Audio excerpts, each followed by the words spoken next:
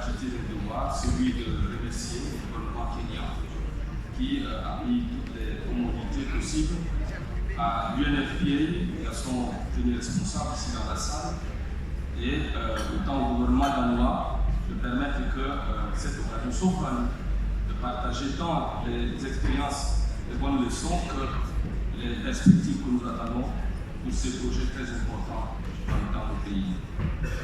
Comme le format l'indique, c'est juste l'occasion pour nous de partager les expériences du Tchad.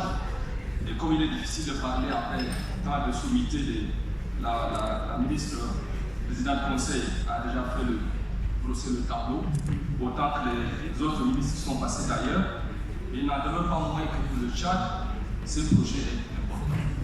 Ce projet est important en ce qu'il a permis d'ouvrir les yeux, il a permis d'appeler, d'attirer l'attention des leaders politiques, religieux, communautaires et de l'ensemble, n'est-ce pas, des acteurs, tant publics que privés, sur la question de la jeune fille, de manière particulière, et de contribuer à son avancement. Pour le Tchad, les résultats pertinents obtenus à travers ces projets se limitent en quelques points, notamment sur le volet formation des femmes aux métiers traditionnellement réservés aux hommes. Comme l'intitulé le dit, normalement il ne devrait pas avoir de métier réservé exclusivement aux hommes, mais comme on l'entend ici, il faut que nous puissions attirer l'attention que de ce côté, au Tchad, au moins 112 femmes ont été formées à la conduite et à la maintenance des équipements lourds, ce qu'on appelle traditionnellement les tracteurs, qui sont conduits généralement par des hommes.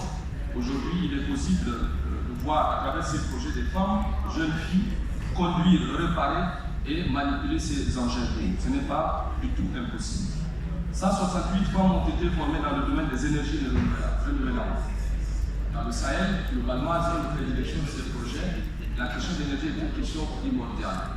Ainsi, de voir l'implication des femmes qualifiées dans ce domaine, n'est-ce pas, est vraiment quelque chose à remarquer. La dotation des groupements féminins en équipement agricole. Aujourd'hui, les pratiques agricoles sont du ressort des hommes. La propriété de la terre aussi, le statut foncier qui est un problème.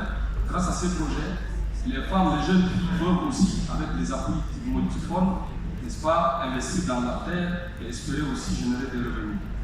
Il y a par exemple 7748 femmes issues des groupements dynamiques qui ont été formées et dotées en matériel dynamique. C'est quelque chose de très important. Au moins 10 000 femmes vulnérables ont bénéficié des appuis du projet. C'est très important à relever. Dans le domaine, n'est-ce pas, d'accès et de maintien dans le système éducatif à travers l'octroi des bourses, des frais de scolarité, des kits et une uniforme scolaire. 600 filles sont prises en charge dans les centres d'accueil.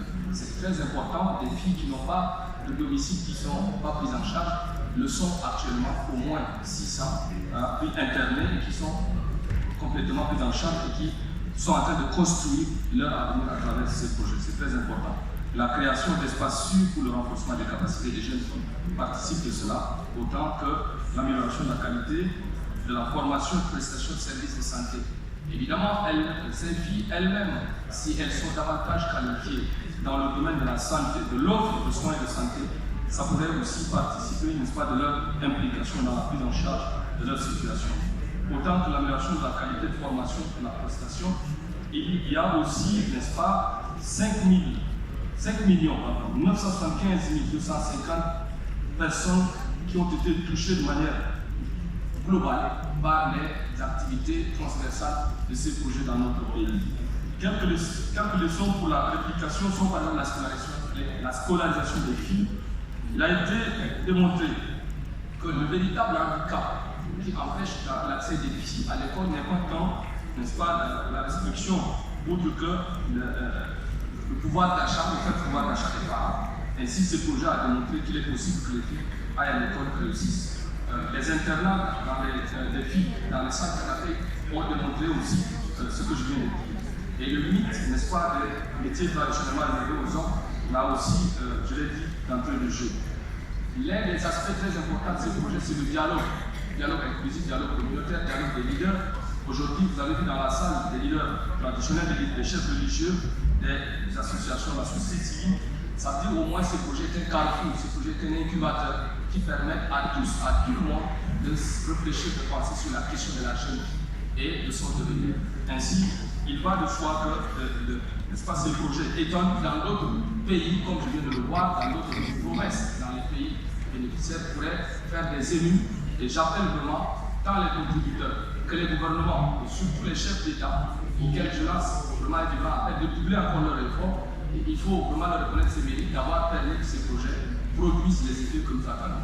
Et il est très important de le reconnaître. La Banque mondiale a fait beaucoup, mais elle va encore faire davantage. UNFPA, sans lesquels l'accompagnement technique n'aurait pas été possible, devra encore faire davantage pour permettre à ces projets d'atteindre les objectifs qui nous sont fixés et de permettre à la jeune femme d'être davantage une actrice de développement, de mettre sa situation responsable de son propre corps davantage qu'un machin. Ce n'est pas notre entendement. Donc ce projet est très important, il faut le soutenir et je vous remercie.